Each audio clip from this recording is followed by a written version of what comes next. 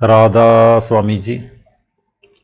आज के सत्संग की वाणी पलटू साहब जी की है। सत्संग के वचन, उल्टा कुआं गगन में तिसमें जरे चिराग। इस शब्द में पलटू साहब हमें मालिक की भक्ति करने का तरीका और साधन बताते हैं। आप फरमाते हैं कि जिस परमात्मा की सबको तलाश है वह कहीं बाहर नहीं है, वह हमारे शरीर के अंदर है।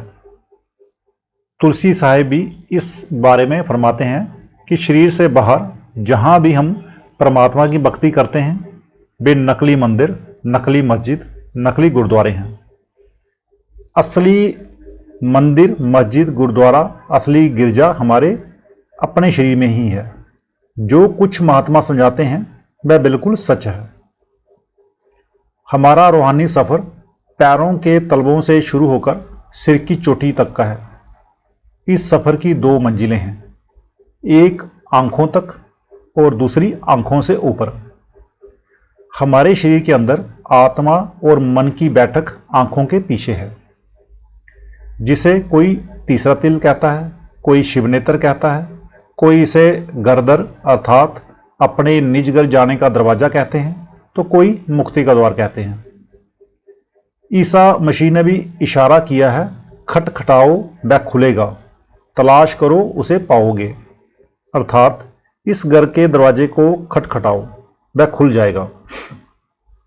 जब वह दरवाज़ा खुल जाएगा तो तुम उस स्थान पर तलाश करो, तुम्हें मालिक से मिलने का रास्ता दिखाई देगा। वह स्थान हमारे सबके अंदर आंखों के पीछे है। इसी को महात्माओं ने तीसरा तिल और शिवनेत्र कहा है। गुरु नानक साहब फरमाते हैं, मन खिन खिन बरमी बरमी बहु गावे, तिल गरी नहीं बासा पाइए। हमारा मन आंखों के पीछे से उतरकर शन शन पल पल इन 9 द्वारों के जरिए सारे संसार में दौड़ने की कोशिश करता है। पल भर के लिए भी आंखों के पीछे नहीं ठहरता। ये 9 द्वार कौन से हैं? 2 आंखें हैं, 2 कानों के छिद्र हैं, 2 नाक के छिद्र हैं, मुंह है, तथा नीचे 2 इंद्रियों के छिद्र हैं। जितना भी हमारा ख्याल दुनिया में फैलता है इन्हीं 9 द्वारों के जरिए फैलता है। जहाँ सत्संग में बैठे हुए किसी को बाल बच्चों का ख्याल आता है, कोई अपनी जाति और धर्म के बारे में सोचता है, तो कोई अपनी दुकान के ग्राहकों के बारे में सोचता है। मन कभी स्थिर या निश्चल होकर नहीं बैठता। मन कभी भी एक जगह पर नहीं बैठता, किसी न किसी सोच विचार में लगा ही रहता है।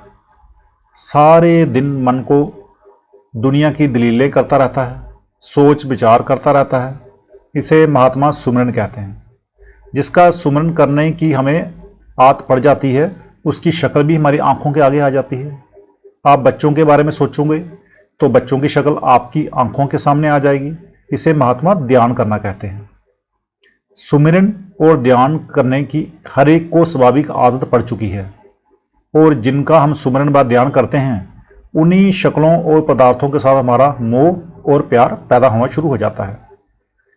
उन शक्लों और पदार्थों के साथ हमारे मन का इतना लगाव और गहरा संबंध हो जाता है कि हमें रात को सपने में भी उन्हीं के सपने आते हैं, और मौत के समय उन्हीं की शक्लें आंखों के सामने फिरना शुरू कर देती हैं। फिर कहते हैं, जहां आशा तहां बासा। जिस वस्तु की ओर आखिरी वक्त हमारा ख्याल होता है उसी का मोह हमें बार बार खींचकर देह के बंधनों में ले आता है। दुनिया का मोह और प्यार हमें देह के बंधनों में फंसाता है। दुनिया की शक्लों और पदार्थों से मोह और प्यार करके उन्हीं का सुमिरन और ध्यान करके हम उनके साथ लगाव पैदा कर लेते हैं, परंतु ये सब पदार्थ नाशवान हैं। हम उनका सुमिरन कर रहे हैं जो नश्वर हैं और फना हैं। अब महात्मा देखते हैं कि हम सबको सुमिरन और ध्यान की कुदरती आदत पैदा हो चुकी है। वे हमारी इस आदत से फायदा उठाकर हमें सुमिरन और ध्यान के द्वारा ही दुनिया के मोह और से प्यार से छुड़ाकर परमात्मा के साथ मिलाना चाहते हैं। वे समझाते हैं कि आप उस चीज का सुमिरन और ध्यान करें जो कभी नष्ट नहीं होगी, फना नहीं होगी। वह कौन सी चीज है? वह सिर्फ एक परमात्मा है, परमेश्वर है, कुल मालिक है, जिसके हजारों नाम लोगों ने अपने अपने प्यार और भावनाओं के अनुसार रखे हुए हैं। संतों के समझाने के अनुसार सुमिरन के द्वारा हमें इन 9 द्वारों से अपने ख्याल को निकालकर आंखों के पीछे लाना है। ख्याल जहां आकर भी इस स्थान पर ठहर नहीं पाता है, बार बार नीचे की ओर गिरता है, तब हमें अपने गुरुमुख अथवा सतगुरु के स्वरूप के ध्यान के द्वारा अपने ख्याल को यहाँ ठहराने की आदत डालनी चाहिए। गुरुमुखों के स्वरूप का ही ध्यान क्यों करना है? जैसा कि शुरू में अर्ज किया जा चुका है कि ये संपूर्ण संसार नाशवान है, फना है। अगर हम इस नाशवान संसार तथा इसके पदार्थों का ध्यान करेंगे तो इनके लिए हमारा मोह और प्यार पैदा होगा, जो हमें खींचकर बार बार देह के बंधनों में ले आएगा। परंतु सतगुरु का असली स्वरूप शब्द या नाम है, और वे वापस जाकर शब्द और नाम में ही लीन हो जाते हैं। और अगर हम उनके स्वरूप का ध्यान करेंगे तो हमारा उनके साथ मोह और प्यार पैदा हो जाएगा, और हम भी उनके साथ उसी नाम और शब्द में समा जाएंगे। इसलिए हमें उन गुरुमुखों के स्वरूप का ध्यान करके अपने ख्याल को आंखों के बीच में ठहराने की आदत डालनी है।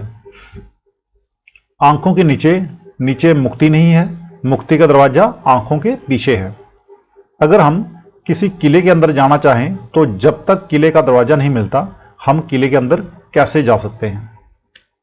परमात्मा का धाम ही हमारा असली घर है, और उसका दरवाजा आंखों के पीछे तीसरा तिल है। हमें अपने ख्याल को 9 द्वारों से निकालकर इस केंद्र यानी कि तीसरे तिल में इकट्ठा करना है। आंखों से ऊपर के हिस्से मस्तक और सिर को पलटू साहब उल्टा कुआं कहते हैं। कुएं का तल नीचे की ओर होता है, हमारे सिर का तल ऊपर की ओर है। इसलिए पलटू साहब फरमाते हैं, उल्टा कुआं गगन में तिसमें जरे चिराग। जब आप 9 द्वारों से ख्याल को निकालकर आंखों के पीछे इकट्ठा करेंगे तो आपको वहां अपने अंदर एक ज्योति जलती हुई दिखाई देगी। वह ज्योति जो हमारे अंदर जल रही है, किस प्रकार की ज्योति है उसके बारे में फरमाते हैं, तिसमें जरे चिराग बिना रोगन बिन बाती। इस संसार में जितने भी चिराग या दिए जलाए जाते हैं उनमें तेल और बत्ती की जरूरत होती है, परंतु जिस चिराग और ज्योति का वर्णन पलटू साहब कर रहे हैं, जो ज्योति हम सबके अंदर है, जो चोरों ठगों के अंदर भी जल रही है और संतों महात्माओं के अंदर भी, उस ज्योति को जलने के लिए ना तो तेल की जरूरत पड़ती है और ना बत्ती की। और वह ज्योति कब तक हमारे अंतर में जलती रहती है? पलटू साहब फरमाते हैं, 6 ऋतु 12 मास रहत जरते दिन राती। साल में 6 ऋतुएं होती हैं, 12 महीने होते हैं और दिन तथा रात होते हैं। वह ज्योति दिन रात 24 घंटे 12 महीने निरंतर जलती रहती है। वह ज्योति तो हमारे सबके अंदर लगातार जल रही है, परंतु कौन से भाग्यशाली मनुष्य अंदर जाकर उस ज्योति के दर्शन करते हैं? पलटू साहब आगे बतलाते हैं, सतगुरु मिला जो होए ताही की नजर में आवे। जो व्यक्ति गुरुमुखों की संगति करते हैं, जो उनके समझाने के अनुसार सुमिरन और ध्यान के द्वारा 9 द्वारों में से अपने ख्याल को निकालकर आंखों के पीछे एकाग्र करते हैं, वे ही अपने अंतर में उस ज्योति के दर्शन कर पाते हैं। क्या हम मन और बुद्धि की मदद से ग्रंथ पोथियों वेद शास्त्र आदि पढ़कर उस ज्योति के दर्शन कर सकेंगे? पलटू साहब फरमाते हैं, बिन सतगुरु कोई होए नहीं बाको दर्शावे। जो गुरुमुख जहाँ सतगुरु की संगति नहीं करते, जो मन बुद्धि के सहारे उस ज्योति को ढूंढने की कोशिश करते हैं, उनको उस ज्योति के कभी भी दर्शन नहीं होते। आज का सत्संग इतना ही, मिलते हैं कल के सत्संग में। राधा स्वामी जी।